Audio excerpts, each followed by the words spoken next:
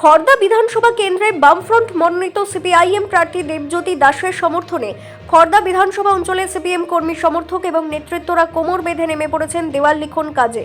নাম ঘোষণা নির্বাচন কমিশনের পক্ষ থেকে নির্বাচনের দিন ঘোষণা করে প্রথম রবিবার আজ খড়দহ অঞ্চলে সিপিএমের কর্মীরা ব্যস্ত প্রচারের কাজে। প্রথম রবিবার ছুটির দিন নষ্ট করতে চায় না সিপিএম কর্মীরা। এবার খড়দহ বিধানসভা কেন্দ্রে সিপিএমের প্রচারের প্রধান দেওয়াল লেখনে উঠে এসে দুটি ছবি। এক, এবার ভোটে তেলোত্তমা ও তামান্নার বিচারের অঙ্গীকার হোক। দুই, অসীম দাশগুপ্তর যখন খড়দহ বিধানসভা কেন্দ্রের বিধায়ক ছিলেন সেই সময় বিটি রোডের ওপরে খড়দহ থানার পাশে করেছিলেন আইটিআই। এবারের দাবি সেই আইটিআইকে পূর্ণাঙ্গ আইটিআই এ পরিণত করা। আমরা বিশেষ করে আশাবাদী, তার কারণ হচ্ছে এত বছর ধরে তৃণমূল সরকারের যে দুর্নীতি মানুষ চোখে দেখেছে, চারদিকে দুর্নীতি, চাকরি চুরি, গরু চুরি, কয়লা চুরি, মাটি চুরি, বালি চুরি, সর্বদিকে তাদের দুর্নীতি এবং শোষণ, নারী নির্যাতন এটা হয়েই চলেছে। মানুষ এদের প্রতি বীতশ্রদ্ধ হয়ে গেছে। একইভাবে বীতশ্রদ্ধ মানুষ বিজেপির ওপরেও, কারণ তারা যে প্রতিশ্রুতি দিয়ে সরকারে এসেছিল তার কোনোটাই তারা আজ পর্যন্ত পূরণ করতে পারেনি।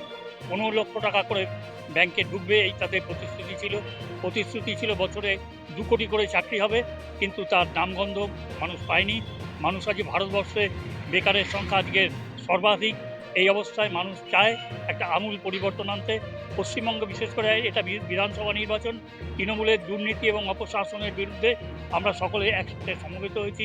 আমরা আশা করি যে আমাদের প্রার্থী দেবজিৎ দাস এবছর খড়দহ বিধানসভা কেন্দ্র থেকে বিপুল ভোটে মানুষ জয়যুক্ত করবেন।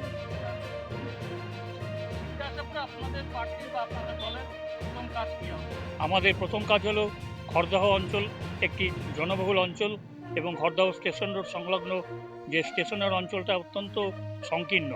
আমরা চাই এখানে একটা ফ্লাইওভার করার প্রতিশ্রুতি দেবজিৎ দিয়েছে এবং আমাদের প্রচার কর্মসূচিতে এই জিনিসটাকে রাখা হয়েছে। আগামী দিনে ফ্লাইওভার করাটাই আমাদের প্রথম প্রতিশ্রুতি। গত বছর শোভনদেব চট্টোপাধ্যায় এখানকার প্রার্থী ছিলেন এবং তৃণমূলের পুরনো দিনের নেতা ছিল, সেখান থেকে নতুন প্রার্থী কতটা সুবিধা হবে? নতুন প্রার্থীর সম্বন্ধে বিশেষ মানুষ পরিচিত না, আমি প্রার্থীর সম্বন্ধে কোনো রকম মন্তব্য করতে চাই না। প্রার্থী খুব শিক্ষিত এবং ভালো মানুষ শুনেছি, কিন্তু তার সম্বন্ধে যেহেতু মানুষ এখানকার অপরিচিত, তাই তার সম্বন্ধে কোনো মন্তব্য করাটা আমার সমীচীন হবে না। আমরা প্রার্থীকে দেখে ভোট দেবো না, ভোট দেবো সিম্বলকে দেখে।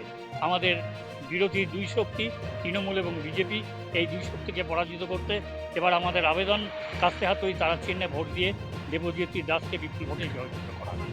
তবে 2021 সালে মানুষের মনোভাব যা ছিল, তারপরে 2024-এর লোকসভা নির্বাচন পরবর্তী সময় মানুষের মনোভাব ধারাবাহিকভাবে বদলেছে এবং মানুষের অভিজ্ঞতার ভিত্তিতেই বদলেছে। 2021 সালের নির্বাচনে খড়দায় আমি যখন প্রার্থী হই, তখন আমাদের পার্টির সামনেই মূল চ্যালেঞ্জ ছিল। তার আগের বেশ কিছু বছর খড়দার মানুষের গণতান্ত্রিক অধিকার চ্যালেঞ্জ ছিল। বহু মানুষ বহু জায়গায় ভোট দিতে পারতো না। আমাদের 2021-এর ভোটের মূল লড়াই ছিল খড়দার মানুষের গণতান্ত্রিক অধিকার প্রতিষ্ঠা করা, আর এই নির্বাচনে আমরা জেতবার জন্য ময়দানে নেমেছি।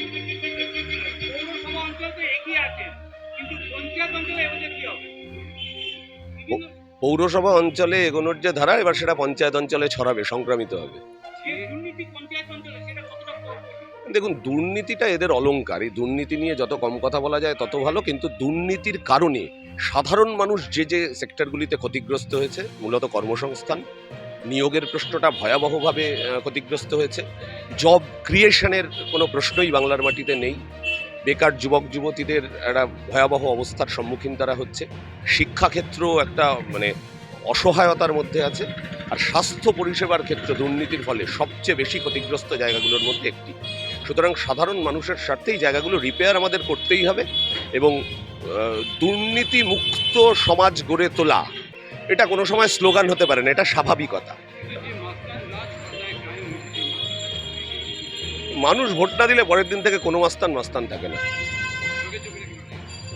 মানুষ ভোট যদি না দেয় তাহলে কোনো মস্তান থাকে না। পেছনে যদি মানুষের জোর সেই সিম্বল না থাকে, মানুষ ভোট দেবে না, মস্তান স্বাভাবিক রাস্তায় হাঁটবে কুচো কৃমির মতো।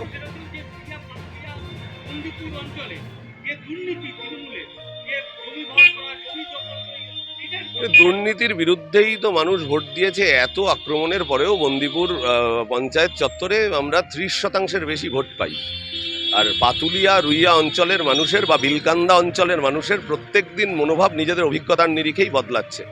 আগে যারা মনে করতো একটা নির্দিষ্ট শক্তি আমাদের রাজ্যের যারা শাসক দল তাদেরকে অপসারিত করতে পারে, তার মানুষ এখন নিজের অভিজ্ঞতার মধ্যে দিয়ে বুঝছে যে এই দুই শক্তির বেসিক মনোভাবে কোনো পার্থক্য নেই। কলকাতা থেকে মনোজ দাসের রিপোর্ট, বিগ নিউজ বাংলা।